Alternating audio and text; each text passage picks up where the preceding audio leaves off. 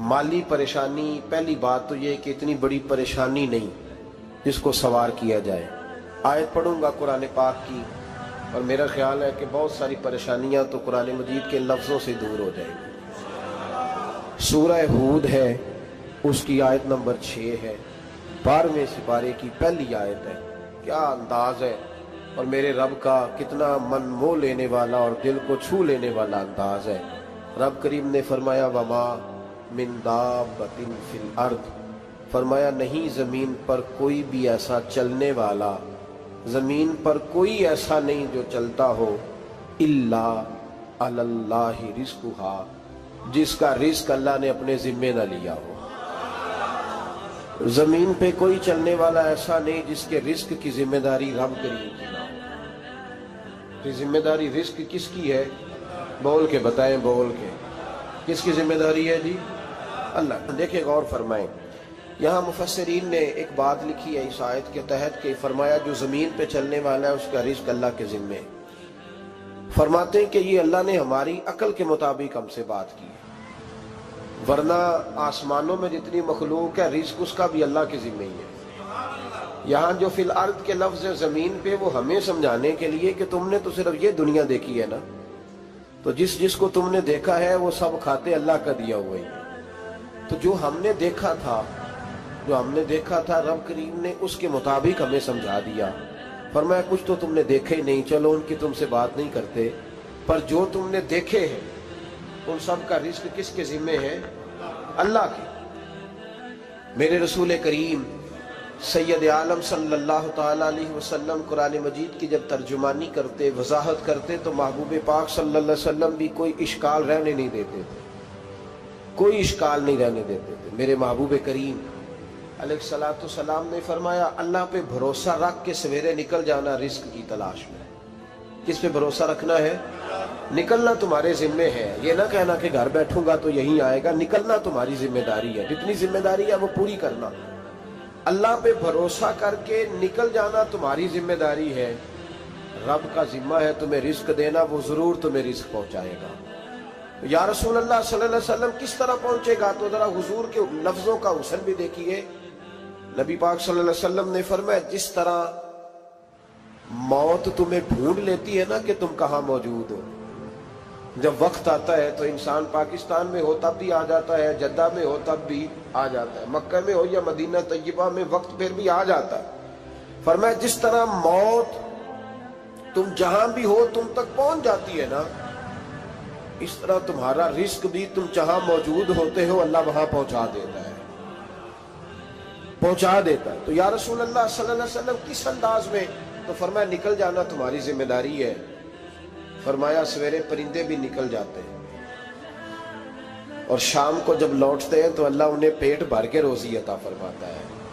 हालांकि उनको नहीं पता होता हमारा कारखाना कहाँ है, हमने कहाँ जाके मजदूरी करनी है। उनको नहीं पता होता कि हमारा दफ्तर कहाँ है, हमने किस ऑफिस में बैठना है। उनको नहीं पता होता कि हमने कहाँ जाके माल खरीदना है और कहाँ से हमने फिर उसको दोबारा बेचना है। उन्हें खबर नहीं होती, अल्लाह पे भरोसा करके निकल जाते हैं। निकलना तो तेरे जिम्मे है कि नहीं? फरमाया वो तू ड्यूटी कर, शाम को अल्लाह जो रब परिंदों को रोजी देता है वो तुझे भी अता फरमाएगा। मैं कहता हूँ सोच कितनी कमजोर है उस आदमी की जो कहता है कैसे मिलेगा। कितनी कमजोर सोच है। जो रब बैल को रोजी देता है, बकरी को रोजी देता है, इस जमीन इस धरती पे अगर बसने वाला ऊंट भूखा नहीं सोता, चले ये तो पालतू जानवर होते हैं, इस धरती पर बसने वाली अगर बिल्ली और कुत्ता रोटी खा के सोते हैं तो तू तो अशरफुल मखलूकात है। तूने अपने ज़हन में क्या टेंशन पाल लिया है कि नहीं आएगा तो मर जाऊंगा, क्या बनेगा, किस तरह होगा? तू क्यों इतना परेशान हो गया? भाई माली परेशानी सबसे ज्यादा उस बंदे ने ओढ़ ली है जिसकी तवक्कुल की बात कमजोर हो गई है। तू सीधी तवज्जो अपने रब करीम की जानिब रख, सीधी तवज्जो अल्लाह की जानिब कर। रब फरमाते हैं जिम्मा तेरा नहीं, जिम्मा मेरा है। लेकिन ना तनख्वाह एक आती है घर में। जब एक बच्चा होता है तो तब भी काम चलता है, जब अल्लाह 2 बच्चे दे दे फिर भी उस तनख्वाह से काम चलता है, जब 3 हो जाए फिर भी चलता है, जब 4 हो जाए। नहीं आप ना भी बोले तो बात तो सही है, बहरहाल काम फिर भी چلے اسی تنخواہ میں سے جب بندہ بڑے بیٹے کی شادی کر کے بہو بیاہ کے لے آئے تو پھر بھی کام چلتا ہے، اور جب اس بیٹے کو اللہ بچے عطا کر دے تو اسی گھر میں، اسی آنگن میں، اسی چھت کے نیچے کام چلتا ہے۔ تو پھر تو مان جانا کہ چلانے والا تو نہیں، چلانے والا کوئی اور ہے۔ پھر تو مان جا کہ چلانے والا کوئی تو اس وقت جب تنخواہ تیری لگی تھی تو کہتا تھا ابا ابھی میری شادی نہ کر، میں بیوی کو کیسے کھلاؤں گا؟ تو وہی شخص ہے جس کی چھت کے نیچے پھر 1.5 درجن پوتے بھی پل رہے اور گزارا ان کا بھی ہو رہا ہے۔ تو رزق کا ذمہ کس کا ہے؟ اللہ کا ذمہ۔ اب ہمیں پتہ ہے پہلی بات تو پریشانی اس لیے اتار دینی چاہیے کہ ذمہ ہمارا ہے ہی نہیں۔ اب دوسری بات یہ کہ ذمہ داری کس کی ہے؟ اللہ حکیم بھی ہے اور علیم بھی ہے، حکیم بھی ہے اور جانتا بھی ہے اور اسے پتہ بھی ہے کہ دینا کس طرح ہے۔ اب ہم پتہ کیا کہتے ہیں؟ کہتے ہیں وہ جو بندہ پجاروں میں بیٹھا ہے وہاں اسے نہیں بیٹھنا چاہیے تھا، وہ میرا حق تھا۔ تجھے زیادہ پتہ ہے کہ اللہ کو؟ بول کے بتانا کس کو پتہ زیادہ ہے؟ کیوں جی؟ تو آپ اصل ٹینشن پتہ کب لگتی ہے؟ جب بندے کہتے ہیں نہیں وہ پجاروں میری تھی، میرا حق تھا۔ وہ جب گزرتی ہے نا پاس سے مہران کے تو مہران والا ٹینشن بڑی لیتا ہے، حالانکہ اللہ کو زیادہ پتہ ہے کہ وہ حق۔ ایک بات اپنے ذہن میں یاد رکھ لیں، رٹ لیں کہ جو میرے لیے بہتر تھا میرے رب نے مجھے دے دیا، اور بات ختم ہو گئی۔ بس وصل اچھا ہے نہ فراق اچھا ہے، یار جس حال میں رکھے وہی حال اچھا ہے۔ بس جو میرے حق میں بہتر تھا میرے رب نے مجھے، مسئلہ یہ ہے کہ تو اس پہ راضی ہونے کو تیار نہیں۔ حضرت علی کرم اللہ تعالیٰ وجہ الکریم نے میرے نبی پاک کی ایک حدیث بیان کی ہے، اور جناب علی جب یہ حدیث بیان کیا کرتے تھے تو حضرت مجاہد فرماتے ہیں یوں لگتا تھا کہ جیسے حضرت علی ہمیں ہر پریشانی سے نکال رہے ہیں۔ مولا علی شیر خدا رضی اللہ تعالیٰ عنہ فرماتے ہیں کہ مجھے میرے نبی پاک صلی اللہ علیہ وسلم نے ایک طریقہ دیا تھا ٹینشن فری ہونے کا۔ آپ فرماتے ہیں مجھے تو بڑا راس آیا ہے، تم بھی اگر کر لو گے تو تمہیں بھی فائدہ دے گا۔ کہا وہ کیا؟ حضرت علی کہنے لگے محبوب علیہ السلام نے فرمایا تھا لوگوں تم اللہ کے دیے ہوئے تھوڑے رزق پہ راضی ہو جاؤ، وہ تمہاری تھوڑی عبادت سے تم سے راضی ہو جایا کرے گا۔ بس تم 2 نفل بھی پڑھو گے تو اللہ راضی ہو جائے گا، تم 1 رکوع بھی سویرے اٹھ کے پڑھو گے تو وہ راضی ہو جائے گا، وہ تمہارے 313 درود شریف سے راضی ہو جائے گا، تم اس کے دیے ہوئے تھوڑے رزق سے راضی ہو جاؤ۔ ٹینشن اس لیے ہوتی ہے کہ ہم راضی نہیں جو اس نے ہمیں دیا ہے۔ وہ حال میں مزید کی جو دوڑ ہے نا، حال میں مزید کی، بے قدرہ کچھ قدر نہ جاتی، کیتی خوب تسلی ہو، دنیا دار پجاری زردے کتیاں دے گل ٹلی ہو، بک بک روشن اکھیاں تکیو ویک حویلی کلی ہو، تے کوچ نصیر اساں جد کیتی پہ جانی تھر تھلی ہو۔ تو یاد رکھیں یہ جو ہے نا مصیبت کے مال آ کیوں نہیں رہا، وہ سامنے والا پلاٹ میرے گھر کے سامنے ہے گھر کے سامنے، پر رجسٹری میرے نام کیوں نہیں؟ یہ مصیبت سانس نہیں لینے دیتی۔ موٹر سائیکل کھڑی کرتا ہے نا جب آ کے دکان سے روٹی کھانے آتا ہے، دفتر سے گھر آتا ہے، کاروبار سے آتا ہے، تو جہاں موٹر سائیکل کھڑی کرتا ہے وہ ٹینشن بڑی ہے کہ کبھی میری ہو جائے نا یہ والی جگہ، تو میں یہاں بھی بورڈ لگاؤں اپنے نام۔ اس نے مالی پریشانی پیدا کی۔ تو جس حال میں ہے، کیونکہ تو نے اپنا یہ حال خود نہیں بنایا، جس نے بنایا ہے وہ بڑا بہتر جانتا تھا کہ تو اسی حال میں اسے اچھا لگتا ہے۔ تو اسے اسی حال میں، ایک بزرگ تھے تو ان کی طبیعت بڑی علیل ہو گئی، بیمار ہو گئے، تو اللہ نے آزمائش دی تو کیڑے پڑ گئے وجود میں۔ ایک کیڑا یہاں سے کھا رہا تھا، اللہ والے بڑے راضی رہتے ہیں اس کی رضا پہ، تو کیڑا یہاں کھا رہا تھا تو نیچے گر گیا، تو بابا جی نے اٹھا کے پھر وہاں رکھ لیا، کہنے لگے جب اس نے تیری ڈیوٹی مجھے کھانے کی لگائی ہے تو میں اس بات پہ راضی ہوں، تو نیچے کیوں گرتا ہے؟ بٹ ٹھیک ہے کھا، جب اس نے تجھے ڈیوٹی جو تیری لگائی۔ سالبہ بن عبد الرحمن ایک صحابی تھے، سالبہ غالباً نبی پاک صلی اللہ علیہ وسلم کی خدمت میں آئے، کہنے لگے یا رسول اللہ صلی اللہ علیہ وسلم غربت بڑی ہے، میرے لیے دعا کریں اللہ زیادہ مال دے۔ تو محبوب صلی اللہ علیہ وسلم نے فرمایا تو جس حال میں اچھا ہے وہ تیرے لیے بہتر ہے، اس میں تو ہے وہی حال تیرے لیے۔ مشکل ہے نا یہ جواب سننا۔ کہتے پیر صاحب فلان جگہ سے تویز آیا، وہاں تو وارے نے آرے ہو گئے، تو آپ کے ہاں؟ تو میں کہتا ہوں یہ تویز دینے والا اگر تویز دے کے امیر بناتا ہے تو پہلے خود کیوں نہیں بنتا؟ یہ خود تو 150 کا تویز بیچ رہا ہے، اپنی بیچارے کی حالت یہ ہے۔ اگر اتنا ہی تویز اس کا چلتا ہوتا تو پہلے 5 ٹیوب پجارو اس کے دروازے پہ کھڑی ہو۔ عجیب چکر ہے اور عجیب جگہ لوگ الجھ گئے، سمجھتے ہی نہیں بات کو۔ یا رسول اللہ صلی اللہ علیہ وسلم دعا کر دے تو محبوب نے کیا فرمایا؟ فرمایا تو جس حال میں ہے نا وہ حال تیرے لیے بہتر ہے، اسی میں رہ۔ کہ نہیں حضور دعا کرے۔ فرمایا سال بعد تو باز آ جا۔ حضور دعا کرے۔ فرمایا تو باز آ جا۔ 2-3 دفعہ کا ضد کی، محبوب نے فرمایا جا، پھر اللہ تجھے زیادہ پیسے دے گا۔ چند بکریاں خریدی، اتنی برکت ہوئی کہ بکریوں کے ریوڑ بن گئے۔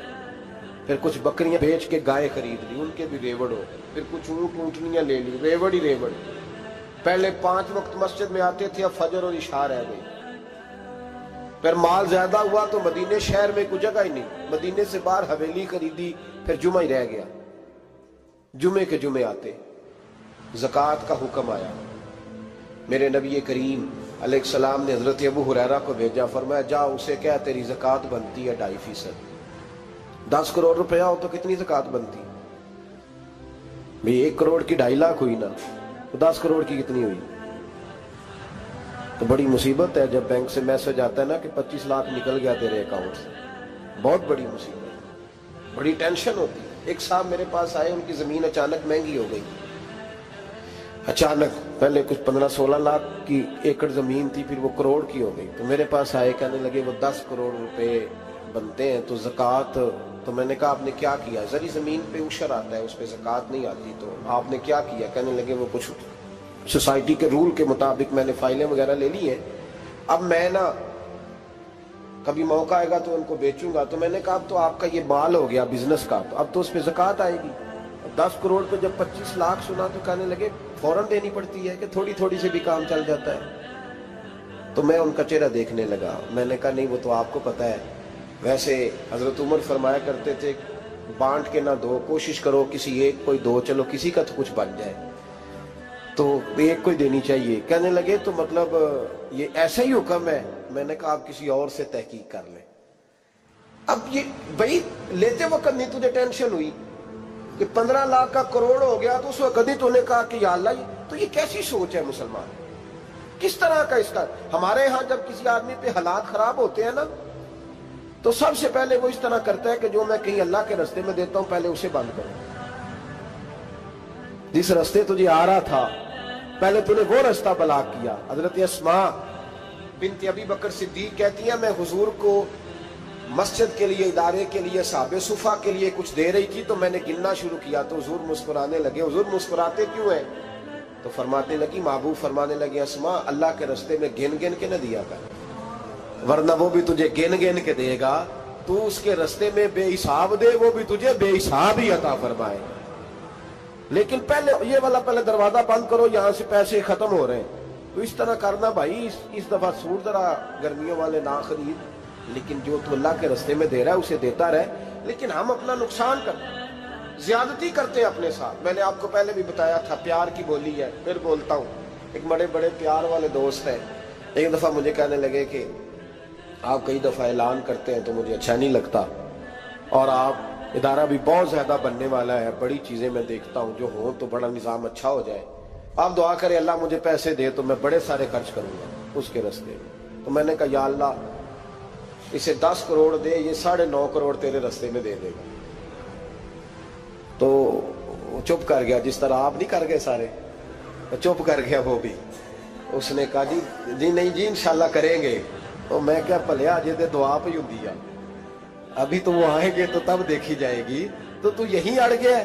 یعنی 9.5 کروڑ اللہ کے رستے میں خرچ کرنے کی دعا پہ بھی آمین کوئی نہیں کہتا کہ چلو آمین ہی کہہ دیں۔ تو میں کہا تینوں تے 50 لاکھ بچتا سی پیا، لیکن تو اس سودے پہ تیار ہے۔ جب یہ سوچ ہوتی ہے، یہ غلط سوچ ہے، یہ بات تو اگر تم مسکرانے والی، لیکن یہ سوچ صحیح نہیں۔ حضرت عثمان غنی رضی اللہ تعالیٰ عنہ کہتے ہیں جس وقت نبی پاک صلی اللہ علیہ وسلم نے اعلان کیا نا جنگ کے موقع پر کہ 800 سپاہیوں کا خرچہ چاہیے، کہتے ہیں میرے پاس 600 کا تھا۔ یہاں ایک روایت میں حضور نے 1000 کا اعلان کیا تو میرے پاس 800 کا تھا۔ جب 2-3 دفعہ نبی پاک نے اعلان کیا تو کہتے ہیں میں نے کھڑے ہو کے کہا یا رسول اللہ پورا 800 میری طرف سے۔ کہتے میں نے 200 سپاہی کا خرچہ ادھار اٹھایا لیکن پورے 2 مہینے نہیں گزرے تھے، رب کریم نے مجھے کئی گنا کر کے پیسے واپس عطا فرما دیے۔ پر بات تو یہ ہے کہ تیری وہاں لو لگی ہو، تو تجارت کرتا ہے ان لوگوں کے ساتھ جو کیا دے سکتے۔ تو سالبہ کے پاس حضور نے پیغام بھیجا، پہلے تو کہا تیرے لیے بہتر نہیں مال، جب اصرار کیا تو بڑی برکت ہو گئی، بڑا آیا تو فرمایا زکوٰۃ دے، 2.5 زکوٰۃ ہے۔ اب جب سوچا کہ 5 اونٹوں پہ ایک بکری جائے گی اور بڑا سارا مجھے دینا پڑے گا، اب جب غور کیا تو یہ تو نہ کہا کہ میں نہیں دیتا۔ حضرت ابو ہریرہ سے کہنے لگے نبی کریم علیہ السلام کی خدمت میں عرض کرنا کہ میں خود آؤں گا۔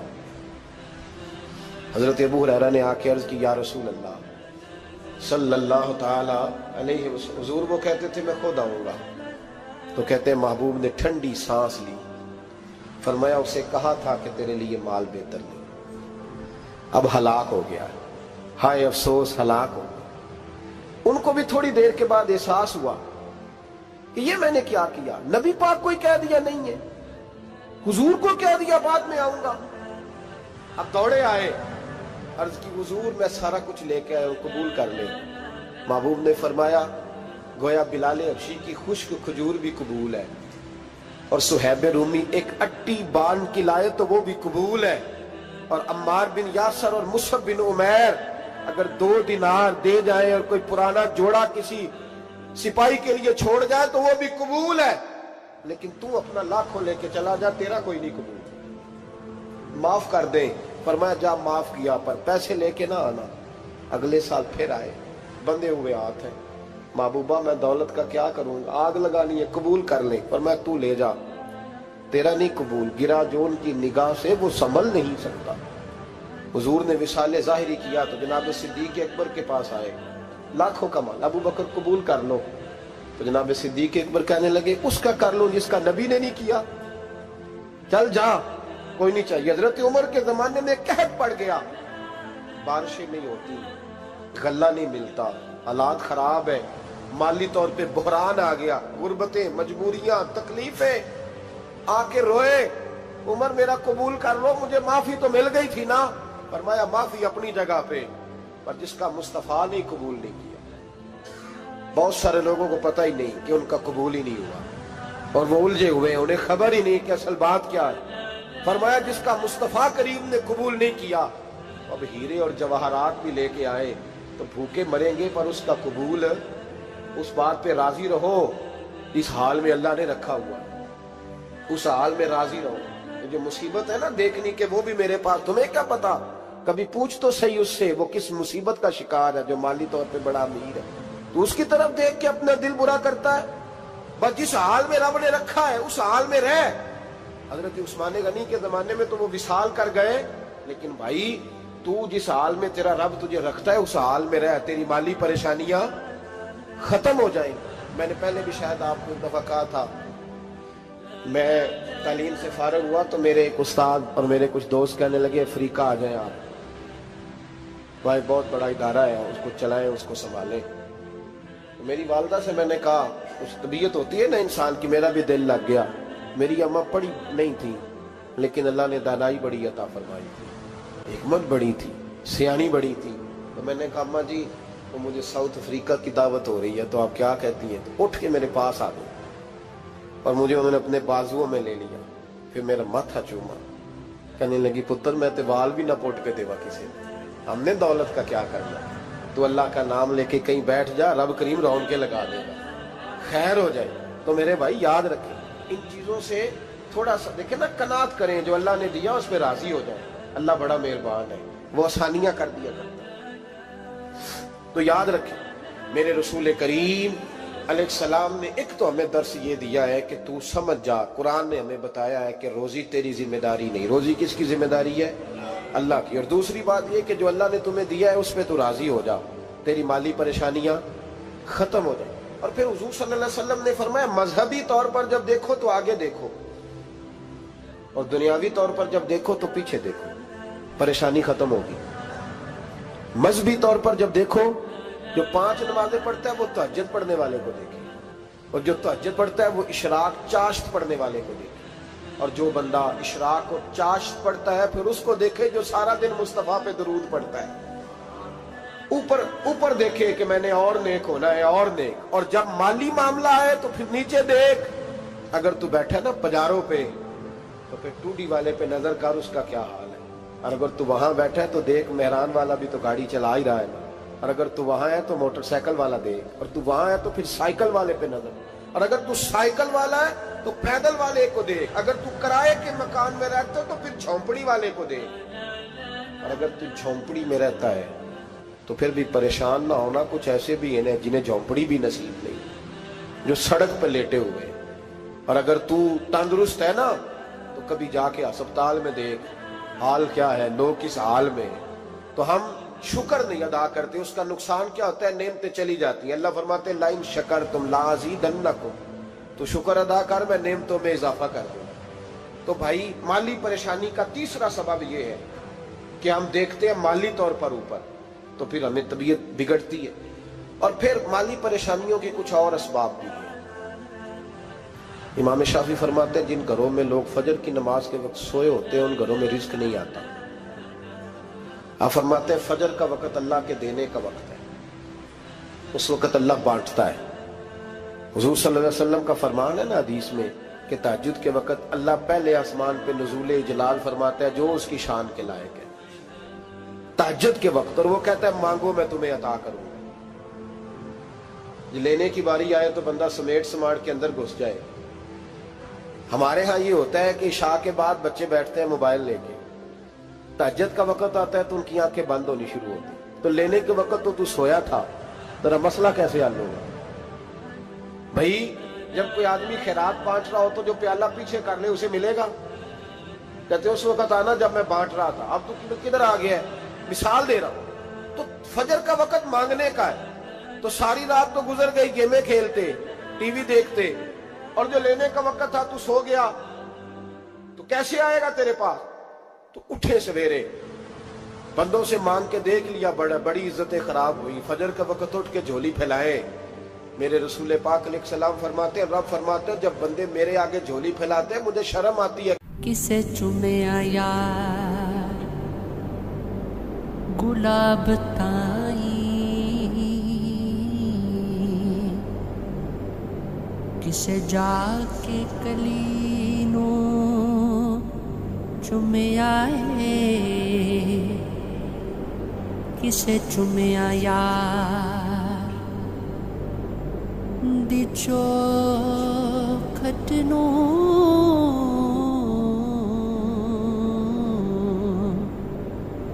किसे जाके गलीनो चुमे आए, किसे चुमिया हाकिमे